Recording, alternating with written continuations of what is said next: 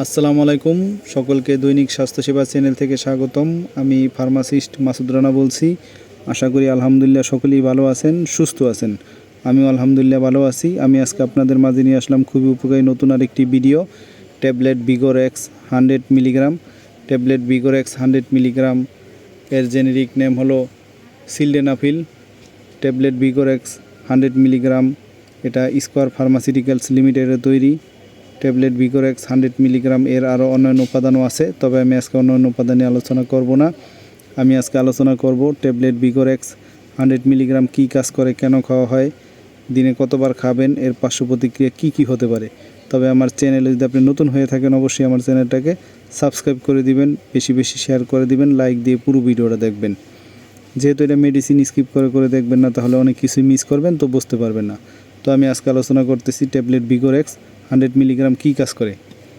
Tablet Vigorex 100 milligram সাধারণত পুরুষদের erectile dysfunction বা পুরুষত্বহীনতার চিকিৎসার জন্য ব্যবহৃত হয়। এর সক্রিয় উপাদান হলো সিলডেনাফিল। এই ওষুধটি ইনহিবিটর নামক একটি শ্রেণীর অন্তর্গত।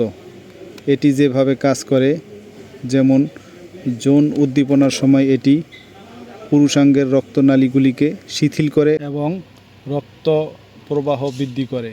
এর ফলে পুরুষাঙ্গ উত্তেজিত হলে এটি ড্রিট ইরেকশন বা লিঙ্গোত্থান হতে সাহায্য করে। তবে যৌন উত্তেজনা ছাড়া এটি কোনো কাজ করে না। গুরুত্বপূর্ণ তথ্য: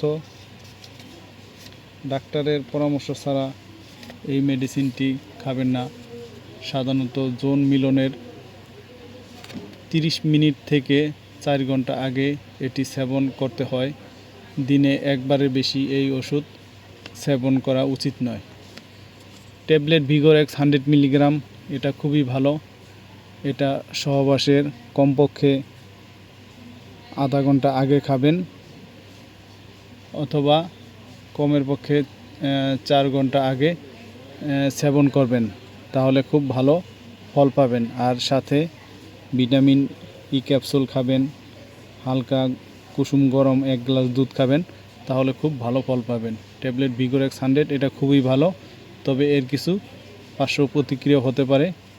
সাধারণত পার্শ্ব প্রতিক্রিয়াগুলোর মধ্যে রয়েছে মাথা ব্যথা, মুখমণ্ডল লাল হয়ে যাওয়া বা ফ্লাশিং, মাথা ঘোরা, দৃষ্টির পরিবর্তন যেমন ঝাপসা দেখা, পেশিতে ব্যথা, পেটে অস্বস্তি বা বদহজম, নাক বন্ধ হয়ে যাওয়া। এ ধরনের পার্শ্ব প্রতিক্রিয়া হতে পারে, নাও হতে পারে। কিছু গুরুতর পার্শ্ব প্রতিক্রিয়া: যদি ইরেকশন 4 ঘন্টার বেশি স্থায়ী হয়, তবে অবিলম্বে চিকিৎসকের পরামর্শ নেবেন। হঠাৎ দৃষ্টি বা শ্রমশক্তি হ্রাস, বুকে ব্যথা, শ্বাসকষ্ট।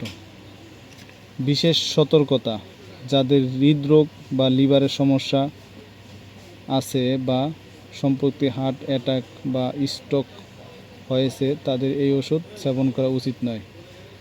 তো সকলেই ভালো থাকবেন, সুস্থ থাকবেন। আর আমার এই ভিডিওটা দেখে ভালো লাগলে, উপকৃত হলে অবশ্যই আমার চ্যানেলটাকে সাবস্ক্রাইব করে দিবেন, বেশি বেশি শেয়ার করে দিবেন, লাইক দিবেন। আমি আরও নতুন ভিডিও ছাড়া মাত্রই আপনাদের সকলের কাছে নোটিফিকেশন পৌঁছে যাবে।